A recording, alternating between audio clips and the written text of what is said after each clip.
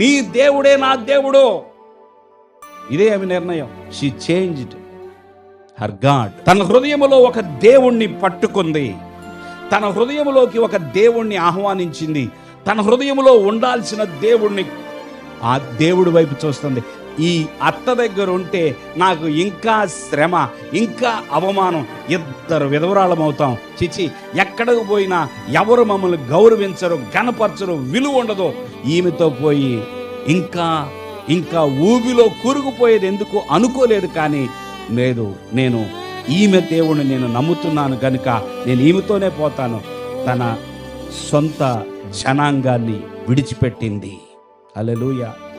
అనేక మంది దేవుని నమ్ముకుంటున్నారు కానీ తమ వారిని విడిచిపెట్టలేకపోతున్నారు. అంటే నా అర్థం, జాగ్రత్తగా వినండి, తొందరగా అపార్థం అవుతుంది. కొన్ని మాటలు అర్థం చేసుకోవడానికి ప్రయత్నం చేయాలి. అనేక మంది తమ స్వజనులను విడిచిపెట్టినట్లుగా ఉంటారు కానీ విడిచిపెట్టరు. చెప్తున్నాను ఇక్కడ, మోయాబీయురాలైన రూతు తన జనాంగాన్ని విడిచిపెట్టింది. అబ్రహామును కూడా దేవుడు ఏమన్నాడు? నీ స్వదేశమును నీ ఇంటి వారిని విడిచి నేను నీకు చూపించబోయే.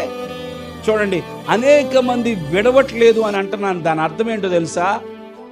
జనులను, తమ ఇంటి వారిని, తమ జనులను విడిచిపెట్టకపోవడం అంటే అక్కడి నుంచి వచ్చినటువంటి ఆచార వ్యవహారాలేవి విడిచిపెట్టవు. దేవుడు కావాలి కానీ మా అన్నయ్య ఇలా చేయమన్నాడు బ్రదర్, పాస్టర్ గారు అని, అందుకని అలా చేస్తా. అమ్మ, నువ్వు దేవుని యొద్దకు వచ్చావు కదా, కంప్లీట్గా నువ్వు ఇక దేవుని పెట్టవు కదా, నువ్వు దేవునికి ఇష్టమైన కార్యాలే చేయాలి. దేవుడు మెచ్చుకునేవి, దేవుడు అంగీకరించేవి మాత్రమే నువ్వు చేయాలి. దేవుడు ఏర్పరిచిన పద్ధతులు, మార్గాల్లో నువ్వు ఉండాలంటే కరెక్టే కానీ మా అన్నయ్య ఏంటి, కరెక్టే కానీ మా వాళ్ళండి, మా వాళ్ళందరూ బాధపడతారు. ఎవరు బాధపడతారు? వదలలేదు వీళ్ళు, దేవుణ్ణి పట్టుకోలేదు.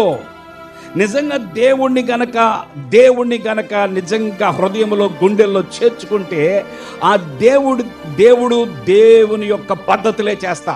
హల్లెలూయా. ప్రార్థనకు వచ్చే అనేక మందికి పద్ధతులు ఎక్కడ మారిపోతాయో తెలుసా? ఆచార వ్యవహారాలు ఎక్కడ మారిపోతాయో తెలుసా? పెళ్ళిళ్ళ దగ్గర, చావుల దగ్గర, గృహ ప్రవేశాల దగ్గర, ప్రతి ఒక్క అకేషన్లో వీళ్ళు మారిపోతారు. మరలా రివర్స్ అన్నమాట. లోకములో ఇంతకుముందు ప్రభువు లేనప్పుడు ఎలా ప్రవర్తించారో అదే ప్రవర్తన.